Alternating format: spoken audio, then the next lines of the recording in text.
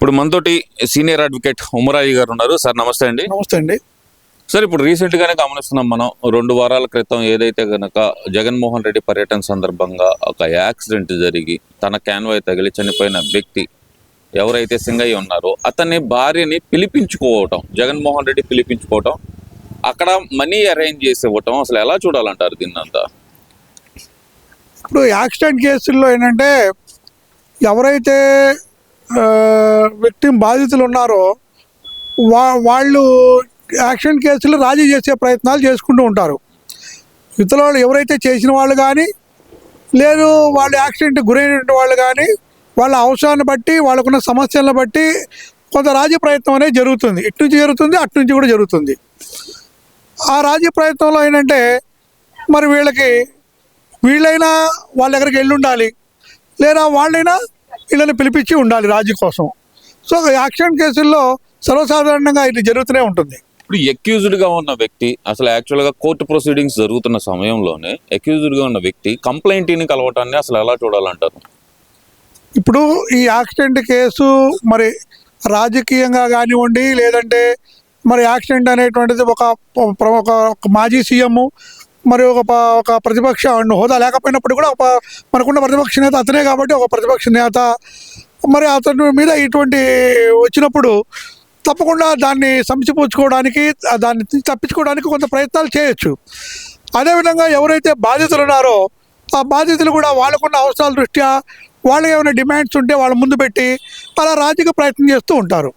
ఇక్కడ ఇంకో విషయం కూడా చూస్తే కనుక ఎవరైతే కంప్లైంట్ ఉన్నారో ఆమె సింగయ్య గారి భార్య అకస్మాత్తుగా బయటకు వచ్చి ఆమె చెప్తుంది ఏంటంటే అంబులెన్స్లోనే ఏదో జరిగింది అనేది వాదన. అంటే ఏదైతే జగన్మోహన్ రెడ్డి గారిని కలిసి వచ్చారో, కలిసి వచ్చిన తర్వాత ఈ వాదన తెర మీదకి తీసుకురావటం ఆమె ఎలా చూడాలంటారు ఇదంతా అసలు? మళ్ళీ ఇప్పుడు యాక్సిడెంట్ కేసుల్లో వచ్చేటప్పటికి ఏమవుతుందంటే ఇక్కడ బాధితులకి ఎవరైతే చేశారో యాక్సిడెంట్ వాళ్ళకి మధ్యలో కొంత చర్చలు అనేటువంటి జరుగుతూ ఉంటాయి.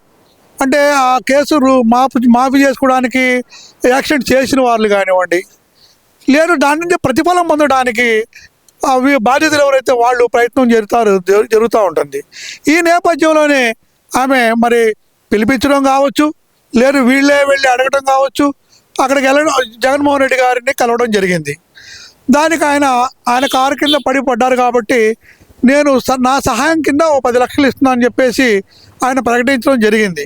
అయితే కొంతమంది ఏం చేస్తారంటే ఇందులో కొంతమంది యాక్సిడెంట్ గురైనటువంటి వాళ్ళు మా వాళ్ళు యాక్సిడెంట్ జరిగింది కాబట్టి దీని మీద నేను గట్టిగా ఉండాలి, పోరాటం చేయాలనేటువంటి కొంతమంది గట్టిగా ఉంటారు.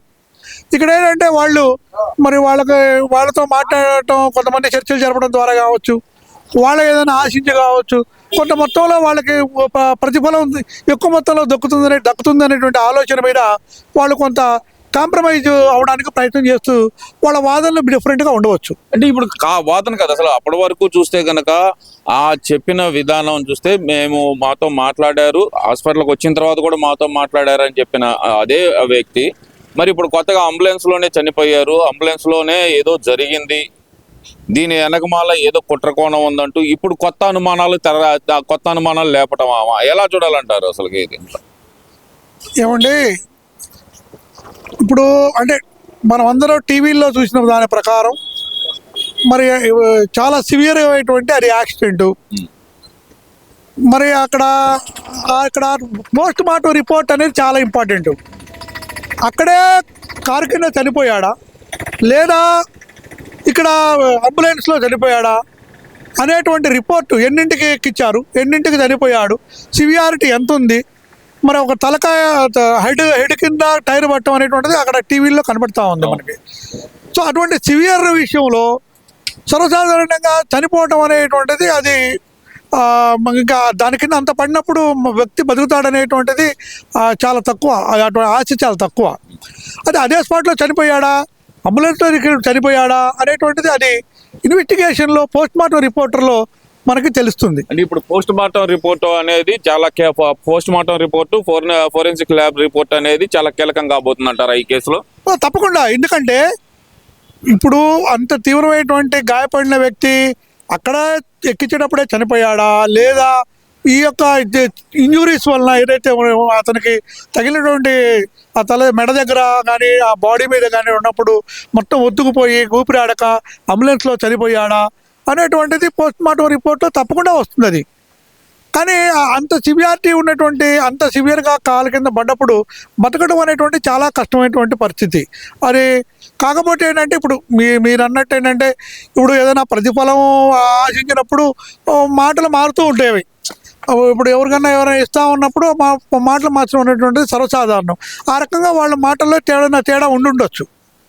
ఇక్కడ ప్రధానంగా చూసుకుంటే గనక ఏదైతే ఇప్పుడు జగన్మోహన్ రెడ్డి గారి వాదన కానీ వైసీపీ నాయకుల వాదన కానీ అదే వాదన ఈమె కూడా వినిపించడం, వాళ్ళు కూడా చెప్తుంది అదే అంబులెన్స్ ఏదో జరిగిందంటూ గత 15 రోజుల నుంచి వాళ్ళు పదే అదే మాట చెబుతున్నారు. ఇప్పుడు అదే వాదనని ఏమో మళ్ళీ అదే వాదనని తెర మీద తీసుకురావటం ఎలా చూడాలంటారు? మొత్తం కొమ్మక్కైపోయారు అనుకోవచ్చు అంటారా జగన్మోహన్ రెడ్డి ఇచ్చిన బ్రైబ్ తోటి? ఇప్పుడు అది బ్రైబ్ లేదా బ్రైబ్ అనేది కాదు, ఒక సెటిల్మెంట్ అంటారు దాన్ని. అంటే ఒక వ్యక్తికి ఏదన్నా జరిగినప్పుడు అతని రిలీఫ్ కోసం మేము కొంత ఇస్తాము, మీరు రాజీ పడండి అనేటువంటి విధానంలో అది కూడా యాక్సిడెంట్ కేసుల్లో జరుగుతూ ఉంటుంది. అయితే ఇక్కడ మెయిన్ ఏంటంటే అంత సివియర్గా జరిగినప్పుడు, అంత సివియర్ యాక్సిడెంట్ అని మనకి చూపించిన దాని విధానం బట్టి, మన టీవీలో చూసిన విధానాన్ని బట్టి అతను బతకడం చాలా కష్టమైనటువంటి విషయం అర్థమవుతుంది ఎవరికైనా కూడా. అది ఆ సివియారిటీని బట్టి అది అంబులెన్స్తో చనిపోయాడా, ముందే చనిపోయాడా, లేకపోతే వెళ్ళిపోయితో చనిపోయాడా అది మనకు పోస్ట్ మార్టం రిపోర్ట్లో మాత్రమే తెలుస్తుంది. అది లేకుండా మనం ఏదేమితే అది మాట్లాడితే అది సరైనటువంటి విధానం కాదు. ఇప్పుడు మరి ఈ కేసు ఎలాంటి మలుపులు తిరగబోతుంది అంటారు? ఒకవైపు చూస్తే ఎస్పీ గారేమో ఇది కరెక్ట్గా చూస్తే కనుక అక్కడ 40 నిమిషాలు పట్టింది, అతను కారు కింద నుంచి తీసి పక్కన పెట్టి వెళ్ళిపోయారు వాళ్ళు, మా పోలీసులే దగ్గరుండి ఎక్కించారు అనేది ఎస్పీ గారి వాదన. ఇక్కడ మరి ఇద్దరు వాదనలో ఎవరి వాదన కరెక్ట్ అనుకోవాలంటే ఇప్పుడు ఇంకో విషయం కూడా చూసుకుందాం sir. Hit and run case బాగా పాపులర్ అయింది, సల్మాన్ ఖాన్ గారి కేసు. మరి దానికి దీనికి పెద్ద తేడా ఏముందనుకోవాలంటారు? మరి ఇప్పుడు హిట్ అండ్ రన్ కేసులో అంటే అసలు వెహికల్ ట్రేస్ అవ్వకపోతే అది జనరల్గా ఒక విక్టిమ్కి ఏం చేస్తారంటే 25,000 రూపాయలు కాంపెన్సేషన్ ఇస్తారు. ఆ వెహికల్ ఐడెంటిఫై అయింది అనుకోండి, దాని మీద క్రైమ్ కడతారు, దాని మీద కాంపెన్సేషన్ ఇన్సూరెన్స్ క్లెయిమ్ చేస్తారు, ఇవన్నీ జరుగుతాయి. ఇప్పుడు నేను చెప్పేది ఏంటంటే ఇప్పుడు మీరు అడిగినటువంటి క్వశ్చన్కి ఏంటంటే అక్కడ ఫోటోలు కూడా తీస్తారు, ఏది ఎక్కించేటప్పుడు కానివ్వండి, జరిగినప్పుడు కానివ్వండి, కొన్ని ఫోటోలు కూడా తీయడం జరుగుతుంది. అలాగే అక్కడ సివియారిటీని బట్టి, అక్కడున్న ఫోటోలను బట్టి అది నిజంగా వాస్తవంగా ఏం జరిగింది అనేది అందరికీ తర్వాత అర్థమైపోతుంది. అంటే పోస్ట్ మార్టం రిపోర్ట్ కావచ్చు, ఇప్పుడు తీసిన ఫోటోల ఆధారంగా కావచ్చు, వీటి వల్ల తీసే వీడియోలు కావచ్చు, వాస్తవం ఏంటో బయటకు వస్తుంది. మనం ఏం చెప్పుకున్నా కూడా వాస్తవాలు అనేవి దాగవు, ఎందుకంటే అక్కడ కంటిగా రిపోర్ట్స్ ఉంటాయి. ఆ రిపోర్ట్స్ ప్రకారం, ఫొటోస్ ప్రకారం ఎంత ఇంజురీ ఉంది, ఇతను బతికే అవకాశం ఉందా లేదా, ఈ అంబులెన్స్ వెళ్ళేటప్పుడు చనిపోయే అవకాశం ఉందా లేదు, అక్కడికి తీసుకెళ్ళిన తర్వాత ఉందా అనేది ఆ ఇంజురీని బట్టి ఉంటుంది. అది ఇప్పుడు సింగయ్య కుటుంబం తోటి రాజీ ప్రయత్నాలు అయితే మొదలు పెట్టారనుకోవచ్చు అంటారా? ఇప్పుడు మీరు అన్నారు ఏదైతే ఇన్సూరెన్స్ క్లెయిమ్ అనేది, ఇప్పుడు యాక్చువల్గా చూస్తే కనుక జగన్మోహన్ రెడ్డి గారి వాడిన కారు చూస్తే కనుక ఫార్చునర్ కారు, అది బుల్లెట్ ప్రూఫ్ కారు. మరి దాని ప్రకారం చూసుకుంటే దాని కాస్ట్ అట్లీస్ట్ ఒక 2 crores ఉంటుంది. మరి దాని ప్రకారం చూసుకున్నా సరే ఇప్పుడు ఇన్సూరెన్స్ క్లెయిమింగ్ అనేది ఎంత వచ్చే అవకాశం ఉంది? ఇప్పుడు మరి వీళ్ళతోటి రాజీ ప్రయత్నాలు అనేది మొదలు పెట్టేశారు అనుకోవచ్చు అంటారా 10 లక్షలతోటి? ఇక్కడ కాంపన్సేషన్ అనేటువంటిది ఏంటంటే మీరు అన్నట్టు ఎంత వస్తుంది అనేది కాదు, అతను ఎంత సంపాదిస్తున్నాడు, అతను గవర్నమెంట్ శాలరీ ఏమైనా ఉందా, అది ప్రైవేట్గా పనిచేస్తాడా, అతని వయసును బట్టి ఇంకెన్నాళ్ళు 60 years రిటైర్మెంట్ వయసుకి ఎంత ఇది ఉంది, అది క్యాలిక్యులేషన్ ఉంటుంది. ఆ ప్రకారంగా చనిపోతే ఎక్కువ మొత్తంలో డిపెండెంట్స్ ఎవరున్నారు, దాన్ని లెక్కలో క్యాలిక్యులేట్ చేసి దాని ప్రకారం కాంపన్సేషన్ వస్తుంది. అది బుల్లెట్ ప్రూఫ్ కారా లేకపోతే ఇంకో కారా అదేం ఎంత కాస్టా, అది దానికి సంబంధం లేదు. అది దీంట్లో ఉండేటువంటిది కాంపన్సేషన్ అనేటువంటిది. అది ఇన్సూరెన్స్ క్లెయిమ్ చేసుకున్న తర్వాత ఇన్సూరెన్స్ ఆఫీస్ నుంచి కోర్టులో జరిగిన దాన్ని బట్టి లేదా కంపెనీతో రాజీ అయిన దాన్ని బట్టి అక్కడ ఇచ్చేటువంటి అమౌంట్ అది. అంతేగాని అది ఇది క్రైమ్ ఏదైతే ఉంటుందో, క్రైమ్ అంటే ఒక వెహికల్ ద్వారా అతనికి యాక్సిడెంట్ జరిగినప్పుడు అందులో డ్రైవర్ కానివ్వండి, అందులో వ్యక్తుల మీద పెట్టినప్పుడు ఆ యొక్క క్రైమ్ కేసు రాజీ చేసుకుంటారు. అప్పుడు అతనికి కొంత అమౌంట్ అనేది పొట్ట చేయడం జరుగుతుంది. అంటే ఇప్పుడు రాజీ అనేది చేసుకోవడానికి సిద్ధపడ్డాడు అంటారు కేసు నుంచి బయటపడడానికి?